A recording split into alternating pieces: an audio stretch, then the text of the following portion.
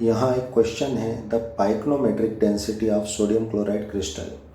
हम जानते हैं सोडियम क्लोराइड क्रिस्टल होता है NaCl, ये फेस सेंटर्ड क्यूबिक लेटिस होता है। तो पाइक्नोमेट्रिक डेंसिटी जो है NaCl क्रिस्टल की वो पार्ट है जिसमें एटम्स मौजूद है, यानी वो साइट है, यानी जो हिस्सा एटम्स ने घेर रखा है, यानी यहाँ पर क्या हो जाएगी, ऑक्यूपाइड डेंसिटी हो जाएगी।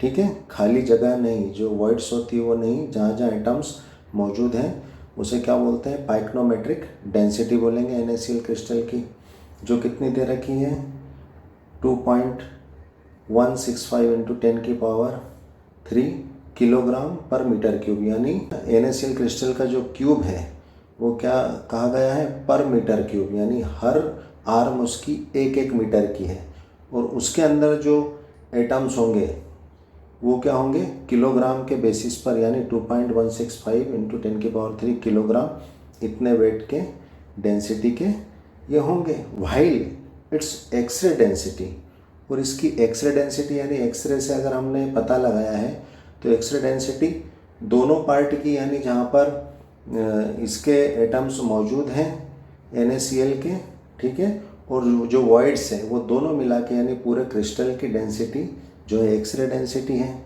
ठीक है, तो the fraction of unoccupied sides, तो अब हमें जो वॉइड वाला हिस्सा, जो खाली जो वॉइड वाला हिस्सा है, जो खाली हिस्सा है ना, ऑक्यूपाइड साइड है, उसके जो है इन सोडियम क्लोराइड क्रिस्टल, उसका फ्रैक्शन हमें निकालना है। ठीक है, तो इसका आंसर होगा D 5.96 इंटू 10⁻³ और ये किस तरह से होगा, आइए हम देखते हैं। जैसा कि हमें क्वेश्चन से पता है कि जो एक्सरे डेंसिटी होती है वो क्या होती है 2.178, ये गिवन है 10⁻³ किलोग्राम पर मीटर क्यूब। तो ये जो डेंसिटी है, ठीक है, D एक्सरे डेंसिटी, ये पूरे क्रिस्टल की डेंसिटी है, यानी इसके अंदर क्या है, एक तो ऑक्यूपाइड डेंसिटी, ठीक है ना, ऑक्यूपाइड डेंसिटी प्लस इसके अंदर अनऑक्यूपाइड डेंसिटी दोनों है। ठीक है ना, ऑक्यूपाइड डेंसिटी और अनऑक्यूपाइड डेंसिटी। और हमारी जो पाइक्नोमेट्रिक डेंसिटी है वो क्या है, सिर्फ ऑक्यूपाइड डेंसिटी है, जहाँ पर जो है हमारे एटम्स मौजूद हैं NaCl के। तो ये क्या हो जाएगी, तो हमारी यहाँ पर एक्सरे डेंसिटी हो गई, और ये हमारी क्या हो गई, पाइक्नोमेट्रिक डेंसिटी हो गई। ये कितनी हो जाएगी 2.165 इंटू 10⁻³ किलोग्राम पर मीटर क्यूब। ये कौन सी हो गई हमारी ऑक्यूपाइड डेंसिटी।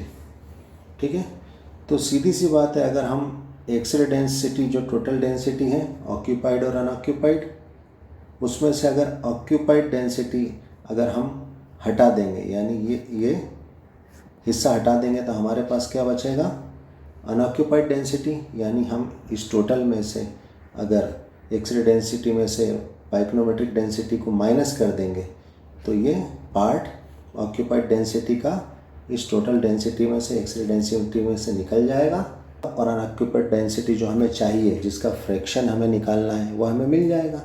तो हम इसको इसमें से माइनस करते हैं, तो एक्सरे डेंसिटी माइनस पाइक्नोमेट्रिक डेंसिटी, तो क्या हो जाएगा यहाँ पर, तो इस बेसिस पर हमारी अनऑक्यूपाइड डेंसिटी क्या हो जाएगी,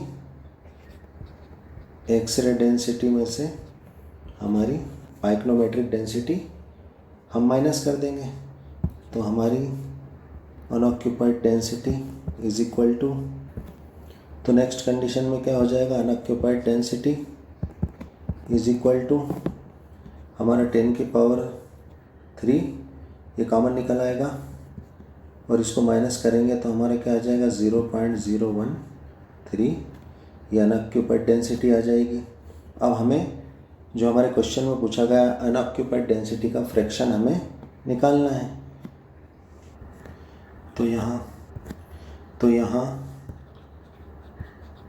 फ्रैक्शन ऑफ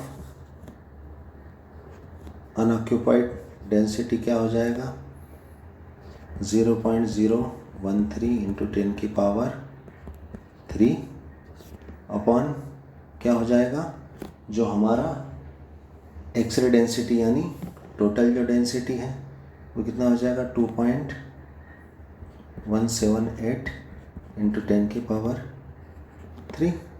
ठीक, 10 की पावर 3 से 10 की पावर 3 कैंसिल, तो यहाँ पर हमारा फ्रैक्शन ऑफ अनऑक्यूपाइड डेंसिटी कितना आ जाएगा, 5.96 इंटू 10 की पावर -3। ये हमारा आंसर होगा। Thanks for watching.